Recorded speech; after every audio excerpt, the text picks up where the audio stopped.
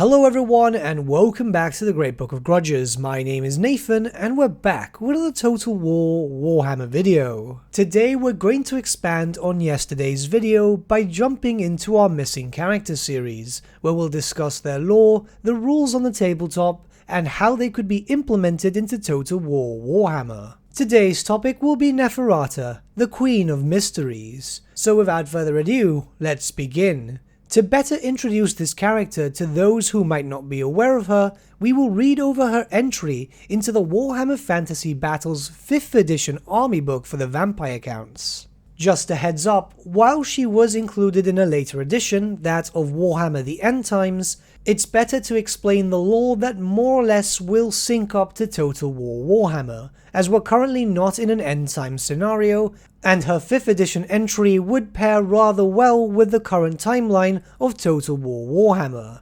So let's jump in. Legends tell of an ancient vampire queen who resides high in the World's Edge Mountains. Most believe it to be merely an old wives' tale. A few scholars know better. The Vampire Queen of Mysteries does indeed exist, and those who know call her Neferata, a name which means she who is beautiful and deaf in the ancient tongue of Neferata, the land of the dead. It is claimed that she is the same decadent vampire queen who fled the sack of Lemire. If this is true, she is very ancient indeed, for the great river Mortis has flown for 3,000 years since those events. Legends say that she created a vampiric Lemian sisterhood to serve her, and it is due to her that all those vampires are corrupted by her blood. Physically, Neferata is said to be divinely beautiful. Her braided black tresses flow around her lovely face, and she is as enchanting now as she was in her youth, though her skin is as white as alabaster, and the long years of evil have washed all trace of pity and compassion from her face. She has the appearance of a young maiden, and only in her yellow eyes can one read her ageless and corrupt wisdom and cruelty, for her memories reach back to ancient times when Xandria and Numus were still sprawling metropolises, and the people of the Great River still built pyramids. The haven of Neferata is situated on the highest peak of the World's Edge Mountains and is called the Silver Pinnacle. From here, she controls her undead servants and ventures out to hunt for blood. Her mountain lair is honeycombed with passageways, tunnels and chambers, creating a titanic maze. Traps for the unwary and a host of undead creatures make it one of the most dangerous places in the known world.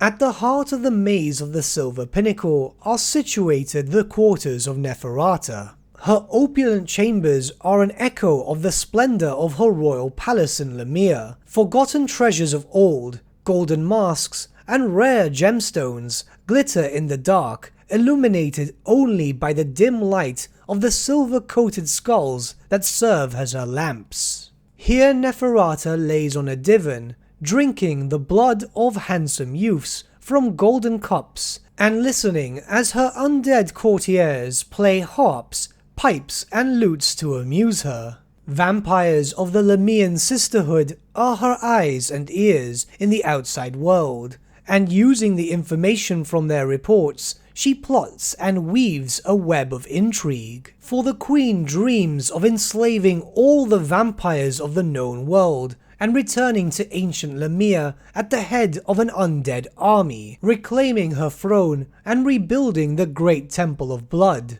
Neferata delights in seducing mortal men of pure heart and causing their fall from grace. She is especially fond of Bretonnian knights, for she finds their code of chivalry easy to exploit. Some of her victims Neferata keeps as lovers, while others she simply drains of their blood. The most favoured of them she transforms into undead servants, though few amuse her for long enough that she will consider granting them the blood kiss. Sometimes witch hunters or Bretonnian knights muster troops to cleanse the Silver Pinnacle. When their armies come, she is roused from her hedonistic idleness and issues terrible commands to her undead lackeys. At such times, Neferata can muster an army of thousands of zombies, wights, and other evil, dark things. None who have attacked the Silver Pinnacle have returned, except as the unliving servants of Neferata. Neferata finds few equals in combat, for she is the queen of mysteries of old, and is terrible in her wrath. She holds much of the magical knowledge that was lost during the destruction of Lemire, ancient rituals and mysteries that she only will ever know. Neferata has always been a rather interesting character. Her return in the end times as a playable character was well received, despite the fact that, the world was ending. She was a relatively powerful character on the tabletop for both 5th edition and also during the end times.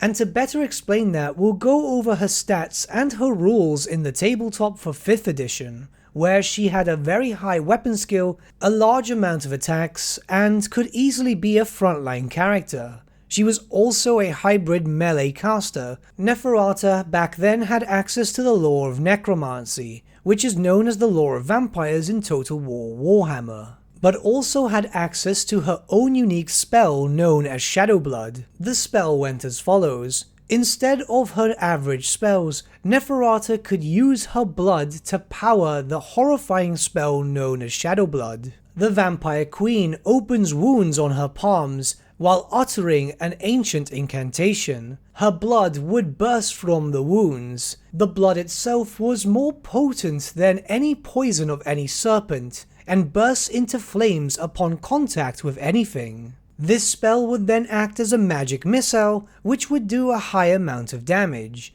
But not only that, any models killed by this spell are turned into zombies, and are under Neferata's control. This could be translated in an interesting way in Total War Warhammer, where she would have Shadowblood as a magical missile attack. Maybe she would only be able to use it once or twice per battle. The magical missile could then do its damage, and to represent as the spell was in lore, could even summon a unit of zombies exactly where it landed. Another special rule that Neferata had was the Blood Kiss.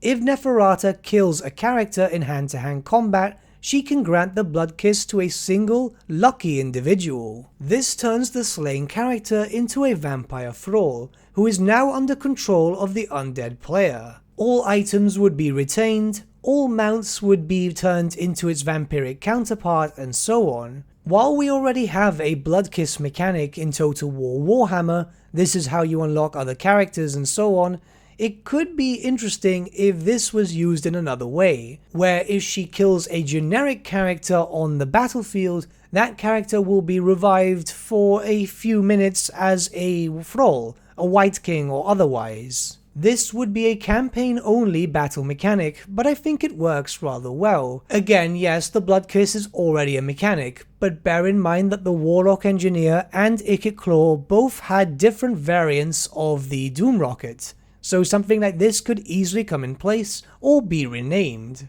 Neferata also had a few magical items. The first is the Dagger of Jet, which would reduce enemy stats that were damaged by the dagger. This is simple enough to translate, where she could have a one-off hex spell at the beginning of each battle, which would reduce some stats on the chosen enemy unit.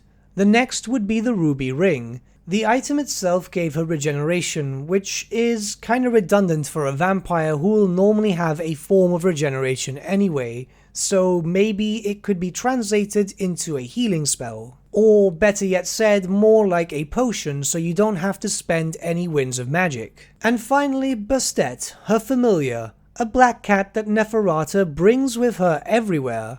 This basically reduced the leadership of enemy units that were nearby. It's the whole a black cat crosses in front of you so some bad luck is due to happen, which in terms of translation could just be any enemies near her will suffer a leadership penalty. All these are simple enough, yes, but then again, special items don't really offer too many changes barring stats and so on in Total War Warhammer. But now we can move on to see how she would be implemented in Total War Warhammer. Honestly, as I stated in yesterday's video, I think that she would be best served as an FLC character, mainly because her biggest rival is her cousin Khalida, and Khalida is already in game. It just makes more sense to have her as an FLC character and possibly have some changes to Khalida to focus around the rivalry. Given the lore established in the entry, again it points to my suggestions in yesterday's video,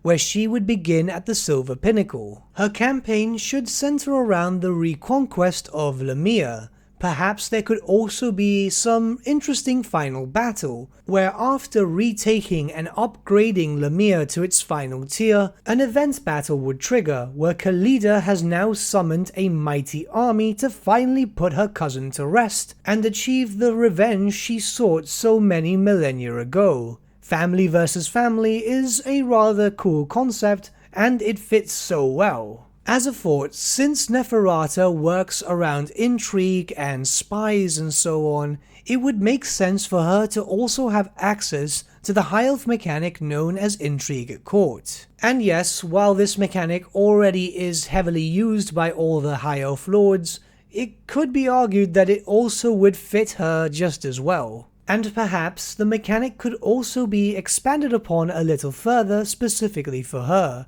where as she gains relations with other races and factions, she could be able to vassalize them, kind of like representing that she is trying to take control over other human nations, elven nations, and so on. We know by the lore that she has caused many wars, and has many servants hidden in all reaches of the Warhammer world, so it would make sense for her to be able to control different subjects. I'm just spitballing here, but something like that would make sense.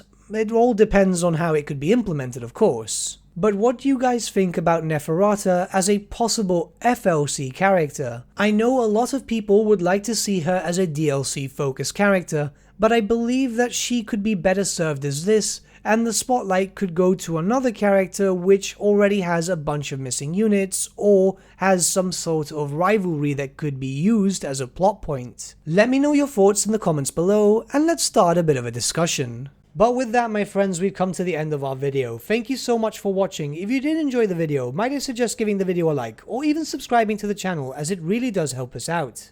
In the description section below are various links to different social media platforms such as Facebook, Instagram, and Discord. Also in the description section is an affiliate link with Element Games where you could buy loads of hobby-based products, not just Warhammer, for 10 to 25% off. Making a purchase using that link and also our special code, which is also in the description, supports the channel at no extra cost to you, which we think is rather cool. A big thank you to our patrons. Your support means the world to us. It's amazing that people want to help a small channel like us grow and get to a higher level of content. A big thank you to Gibraltar LUSC, Ryan Bertsche, Andrew Prince, and Okro for subscribing to us at our Fane level. You guys are super cool. And a big thank you to Edward Yule, VS Vasan, Aaron Whitman, and Shaggy for subscribing to us at our King level. Honestly, we can't thank you all enough. And lastly, a big thank you to all of you for liking, sharing, and commenting on these videos. Honestly, it's because of you guys that the channel's been growing at such a great pace lately, so we can't thank you all enough. But with that, my friends, thank you so much for watching once again, and we shall see you all again very, very soon.